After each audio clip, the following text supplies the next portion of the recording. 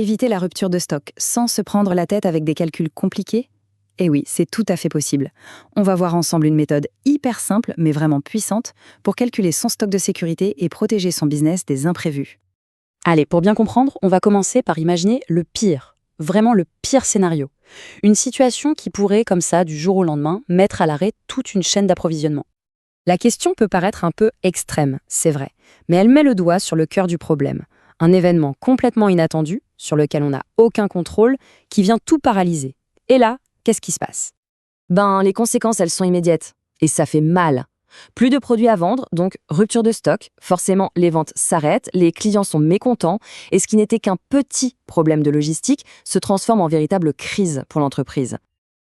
Petite pause dans la vidéo, si vous appréciez ce contenu et que vous souhaitez mieux comprendre la logistique, la douane ou le management, pensez à liker et abonnez-vous à la chaîne Formaguaramation. Ça nous aide beaucoup et vous êtes certain de ne rien manquer. Heureusement, face à ce genre de chaos, il existe une protection. Une sorte de bouclier pour notre inventaire. Et c'est justement ça, le fameux stock de sécurité. Pour le dire simplement, c'est une réserve stratégique.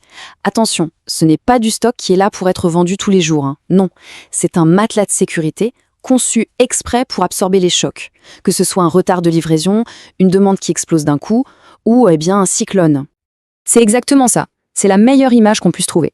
Personne ne prend une assurance en espérant avoir un sinistre, mais on est bien content de l'avoir quand ça arrive. Le stock de sécurité, c'est la même logique, mais appliquée à ces produits. Et cette image, elle est parfaite pour visualiser le concept. Ce stock de sécurité, en rouge, n'est pas juste mélangé avec le reste, non. C'est la base, la fondation sur laquelle tout le reste du stock repose. C'est vraiment la toute dernière ligne de défense avant la catastrophe, avant la rupture. Bon, assez de théorie. Comment on le calcule, ce fameux bouclier? Oubliez les formules à rallonge et les statistiques complexes. Il y a une méthode bien plus intuitive. En fait, on a juste besoin de 4 chiffres, 4 données que la plupart des entreprises ont déjà sous la main. Il s'agit de regarder ses meilleures journées de vente, ses ventes normales, et de faire pareil avec les délais de livraison, le pire délai qu'on ait connu et le délai habituel. C'est tout. Pas de maths avancées, juste des données concrètes. Et voici la fameuse formule. Elle a l'air un peu sérieuse comme ça, mais en fait, elle est toute simple. L'idée, c'est de calculer le besoin maximum dans le pire des cas et de soustraire le besoin dans un cas normal. La différence entre les deux, c'est ça, notre stock de sécurité. C'est la quantité exacte pour couvrir l'imprévu. Allez, pour que ce soit bien clair, on va reprendre notre histoire de cyclone et on va mettre des chiffres dessus. Vous allez voir, c'est limpide. Alors, imaginons les chiffres de notre entreprise. D'habitude, elle vend 730 unités par jour. Mais avec l'annonce du cyclone, les gens se ruent sur les produits et les ventes grimpent à 800. Pour le délai de livraison, on va dire que le pire scénario connu est un délai de 3 jours et que le délai moyen est aussi 3 jours. Ici, le risque principal est donc la forte augmentation de la demande. Le calcul, vous allez voir, c'est un jeu d'enfant. Première étape, on multiplie les ventes max par le délai max. Ça nous donne ce qu'il faudrait en stock pour survivre au pire scénario. Deuxième étape, on fait pareil, mais avec les moyennes.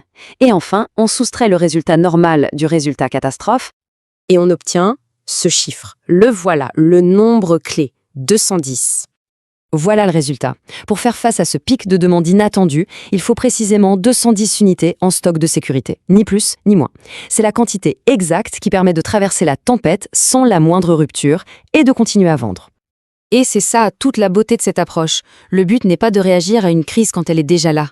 Le but, c'est de l'anticiper pour qu'elle n'ait quasiment aucun impact.